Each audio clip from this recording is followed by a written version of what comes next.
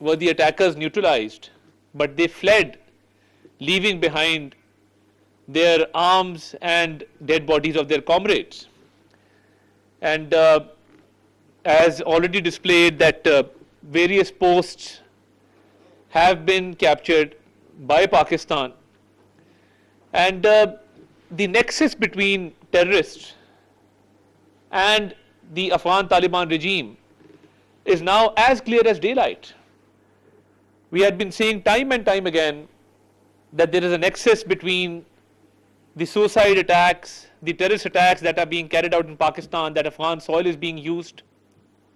Afghanistan is resorting to training of these terrorists and facilitation of all kinds to these terrorists who come into Pakistan and they kill innocent civilians, they kill our security personnel, officers and jawans of the armed forces. We recently saw 2 attacks in the capital, where an attack was carried out at a Shiite mosque in Imam Barga, an attack was carried out at the district courts, and we recently saw the martyrdom of Lieutenant Colonel Gulfaraz Ahmed.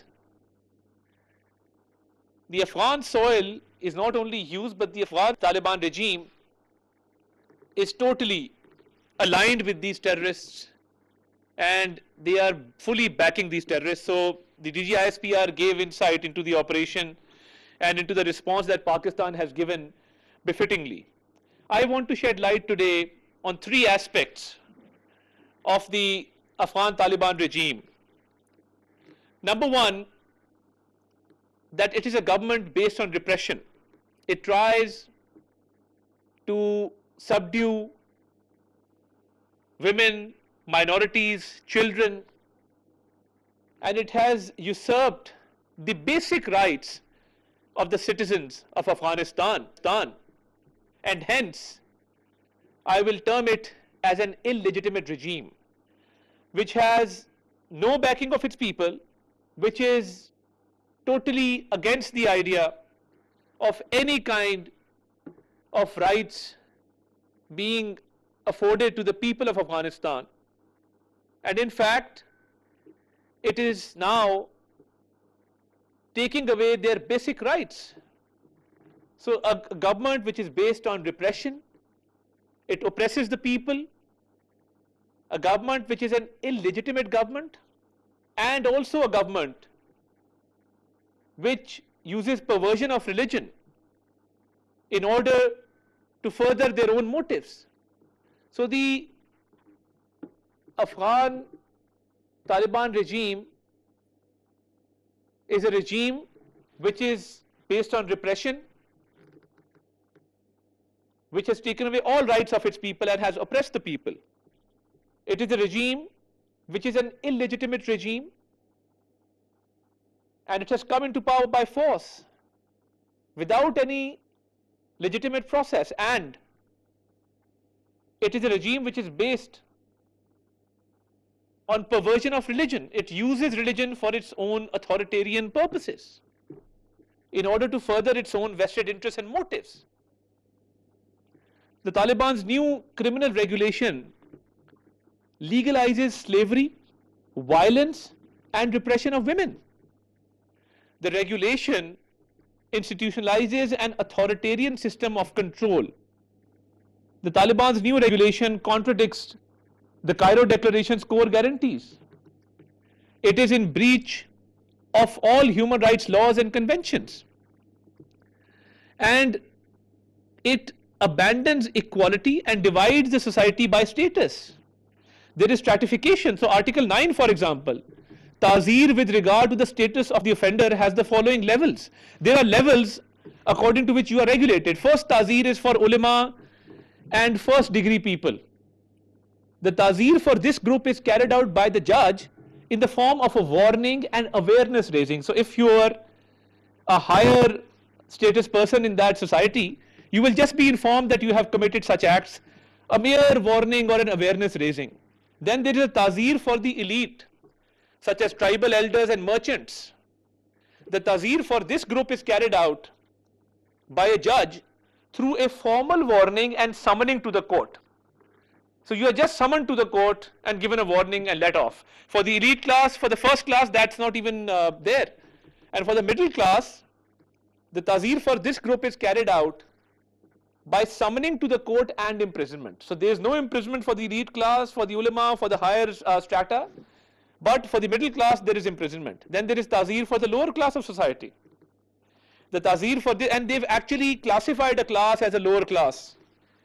The tazir for this group is carried out through threats and beating. However, if it reaches its maximum number, then they resort to other measures.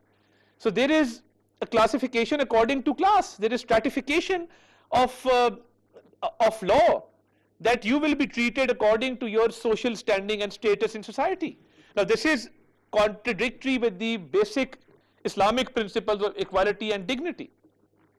Now Article 9 of the Taliban's new regulation establishes a punishment regime explicitly based on social status, dividing the society into religious scholars, elites, middle class, and those designated as lower class, with harsher penalties imposed on them. So I think this is, as I said, that Afghan Taliban regime is based on a system of repression, a system which oppresses the people, uses the religion through their own interpretation against the basic beliefs of Islam. They use perversion of religion and to further their illegitimate causes and to strengthen their illegitimate regime. Now Article 15, for example, now it compounds these violations by explicitly recognizing individuals as free or enslaved. There is a process of slavery, treating enslavement as a lawful status within the criminal justice system. This directly violates again the Cairo Declaration's categorical rejection of slavery, and it also contradicts contemporary Islamic scholarly consensus. Now they have made a system of slavery which they use for their own purposes, of the principles of international human rights, of Islamic law, and of very, very basic rights of people. Now for example, violence against women, there is no law that regulates this. Violence against women has not been regulated or brought under any law. So they basically impose a duty upon people to prevent a vice and to take law in their own hands. So this is vigilante justice which is allowed. So if you see a woman violating a law, they actually have a force of 3,000 people who can take action. So this can actually, you can actually authorize neighbors, strangers, normalizing abuses as a perversion of religion. Women's lives are valued less than anybody else. So they are not allowed to have access to public parks, to gyms, to other recreational places, and there is a ban on education. So there is a generation of women which have not been educated, because when you reach the age of 13, girls are not allowed to continue to secondary school, let alone higher school and then college and university. So 80% of young Afghan women between the ages of 18 and 29 are not in education, because the law prohibits them from being educated. So once you have attained the age of 13, after that there is no education. So this is the widest gender gap in the world, and it has been condemned by international organizations, and there are no women who are involved in constructive work, who are doing freelancing or in the IT sector or in sports or in other employment opportunities as the civil service or NGOs or other employment opportunities that they may take. Now this is a very, very bad crisis, and in 2026 the ban on university and secondary education for women and girls are projected to increase other risks. So domestic violence, the behavior by the entire society of discrimination towards women and denying them their basic rights through law, this is leading to a crisis. So as I said, that this is a regime which is based on repression and the perversion of religion. So women's representation in decision making is zero. There are no women in the cabinet. There are no women at any decision making level of the Afghan Taliban regime. They are being denied their basic right of education, and they are not allowed to undertake any activities, and they are not allowed to speak in public. As I said, there's an enforcement force of 3,000 people which is allowed to physically stop them from violating these regulations, where they are not allowed to speak, they're not allowed to go about their daily life. There's a report which I would like to show you of the United Nations Security Council. This is as 12 February 2026.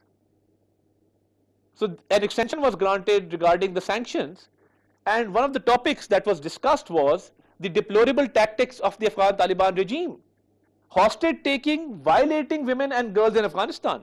So they are taken as hostages, they are violated, they are abused, they are denied their very, very basic rights, and they don't feel safe in Afghanistan anymore. Women rights organizations, international organizations have all expressed their very, very serious and deep concerns regarding this. No civilized society can allow this. This is not allowed in Islam. But the Taliban, the Afghan Taliban regime, have their own version which they have perverted for their own use. Next slide, please. This is also an international media report which has reported that the International Criminal Court actually said that there were reasonable grounds to suspect that Taliban Supreme Leader Haibatullah Khundzada and Chief Justice Abdul Hakim Haqqani have committed gender-based persecution. I am not saying this, these are international reports in which the International Criminal Court has actually said and have issued warrants for the Taliban leaders over alleged persecution of women. Now these laws are in place, and you can see in this picture Afghan women and children are being denied their basic rights to vaccination, to health facilities.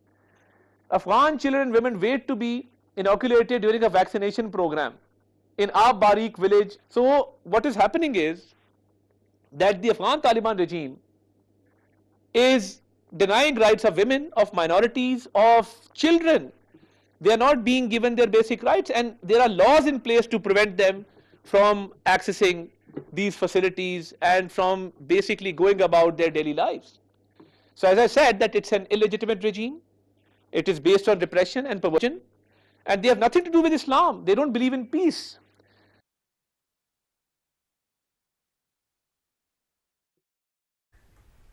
ये बराह रास्त मनाजिर हैं। वफाकी वज़ीर इत्तलात व नशरियात अता तारड़ गुफ्तगू कर रहे हैं। उनकी जानिब से कहा गया कि पाकिस्तान ने अफगान जारियत पर मौसर जवाबी कार्रवाई की। रजीम एक तो एक गैर कानूनी निज़ाम हुकूमत है, वो